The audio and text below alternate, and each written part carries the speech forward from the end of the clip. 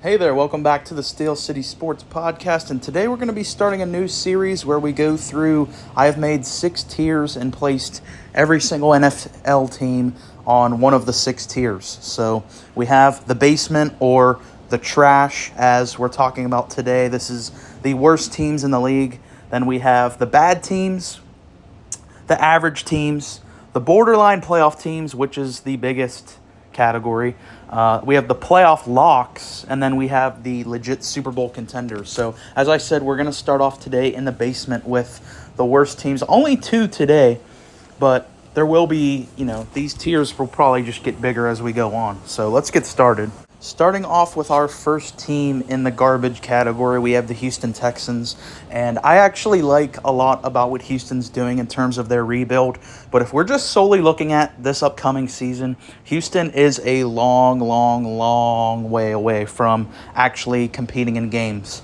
I like the draft that they had. They definitely went all in on Will Anderson. So I do think Will Anderson's going to be great. But I know that is an extremely risky move that they did, trading their next year first-round pick to bring in Will Anderson, as well as obviously spending the 3rd overall pick this year.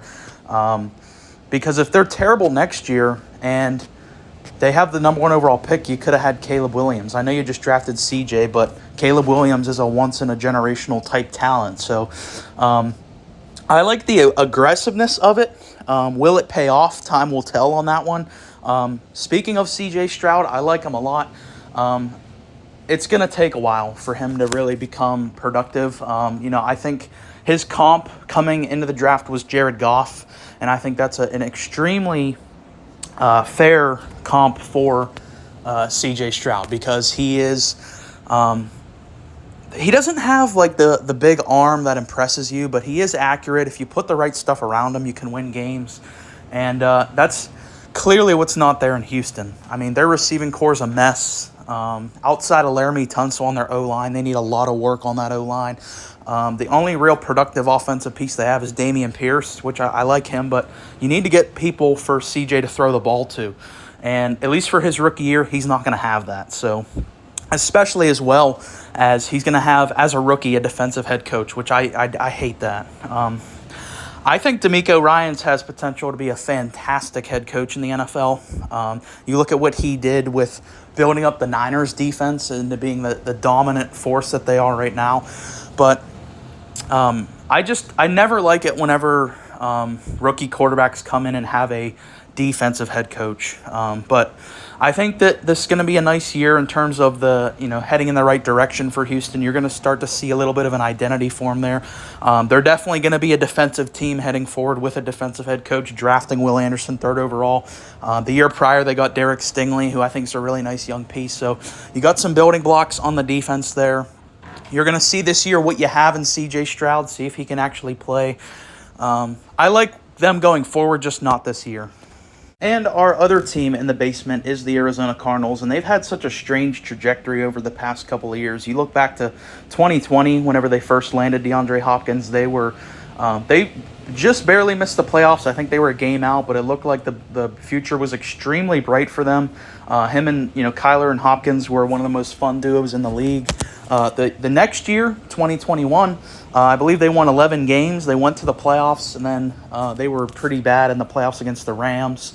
Then you have this past year where everything just kind of fell off of a cliff. And it's kind of hard to really put it all into this short video here, but I mean, it's a disaster what's happened with Arizona. How quickly you go from a playoff team with an extremely bright future to now looking like you're probably the worst roster in the NFL. And I thought whenever their offense was humming back in, whenever they made the playoffs, that allowed them to cover up their biggest glaring hole, which was their defense was never really that good. Outside of Budda Baker, I didn't really care for their personnel on defense. And now, Budda wants out, and they just, J.J. Watt's gone. They're really their only productive pass rusher. He retired. So it's like, who do you have on defense for production, I did like that they drafted Paris Johnson. I really wanted him to fall to my Steelers, but, we ended up getting Broderick Jones anyway, so that doesn't matter. But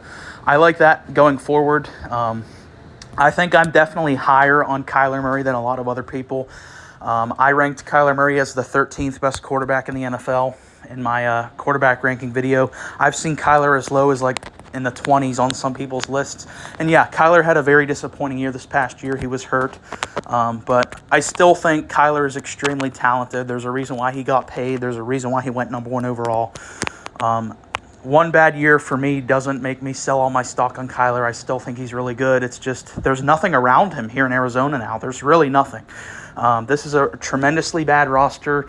I don't like the hire at head coach. I can't remember the guy's name right now, but it was Philly's defensive coordinator. Again, another defensive coordinator that becoming a head coach. And it's not that I don't like these guys. It's just I don't think hiring defensive head coaches is the right move in today's era where all the roles are focused towards offense. You look at all the past Super Bowl winning head coaches of the past 10 years, take Belichick out, it's all offensive guys. So it's like, I don't get why these teams keep hiring defensive guys. It's not a good recipe. So, yeah, I mean, I'm just kind of interested to see what they do going forward in terms of if they land the number 1 overall pick. And they have a really good shot at doing that because not only, like we said earlier, not only do they have their pick, but they also have Houston's unprotected first overall pick next year. I don't know why I said unprotected. It's not the NBA. But they have their pick and the Texans' pick next year. That gives them a really, really, really good chance to land the first overall pick between those two, meaning they can have the right to draft Caleb Williams. And if you get that, do you pass on that just because you believe in Kyler that much, or do you take Caleb Williams and trade Kyler Murray? So they're definitely fascinating for that reason, but in terms of this season, they're not going to be competing. And also Kyler, even if he's going to play this year, I think he won't be back till like week 7. So for the first 6 weeks, who's the quarterback? It's a mess. They're going to be really bad this year. But that's been it for the bottom tier, the basement or garbage, you could say. We're going to be doing the next tier, bad, in the next video. So stay tuned for that. Thanks for listening.